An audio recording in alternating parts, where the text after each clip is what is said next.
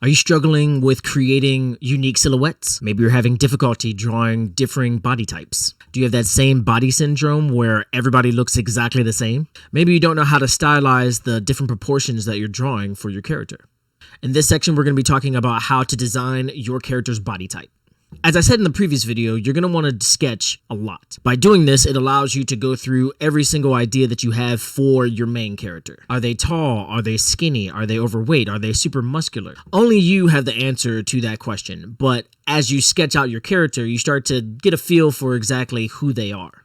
However, if you're going to be putting this character inside of a manga or a comic book series, you're going to also want to think about the villain as well. So whenever you're designing your villain, you want to think about the opposite of your protagonist. These are some characters from my series Hammer. You'll see Stud, Steel, King Elefante, and King Crow. Obviously, Stud is very, very small, and all of these other villains are very big.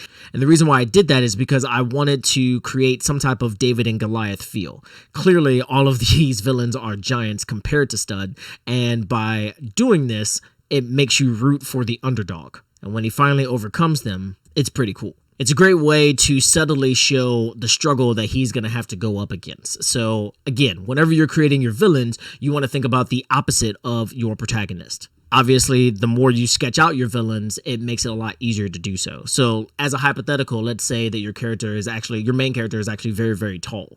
If your main villain is very short, that could be a very interesting matchup. Maybe being short inside of the world that you're creating makes him a little bit more dangerous or mischievous compared to the main character.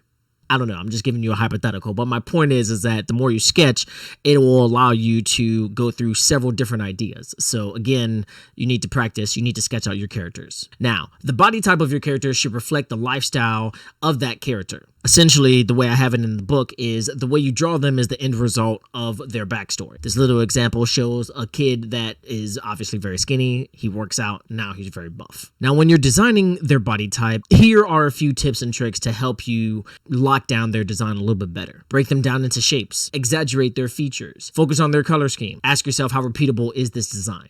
Here are a few breakdowns for what shapes usually mean inside of character design. Rounder shapes are usually associated with innocence. Squares and rectangular shapes usually create some type of stubbornness or dependability. Angular and sharp shapes usually express some type of danger. And there's a bunch of other ones that you can actually read inside of this ebook. The main point, however, is to try a bunch of different things that you think will work for your character. As you sketch them out, if you're thinking, I want this character to be very innocent, like a Mickey Mouse, for instance, adding a lot of circles might help that.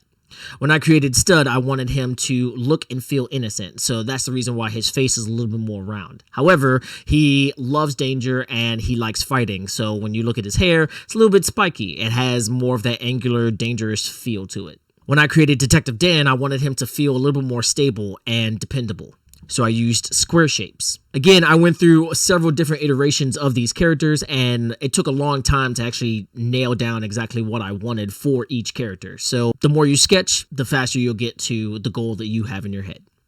Also think about exaggerating certain features of your character. Bruce Timm, the art director of a lot of DC TV shows back in the early 2000s, late 90s, is one of my favorite artists. The way he exaggerated the broad shoulders of most of the male superhero characters, or the very thin waists of most of the women that he drew.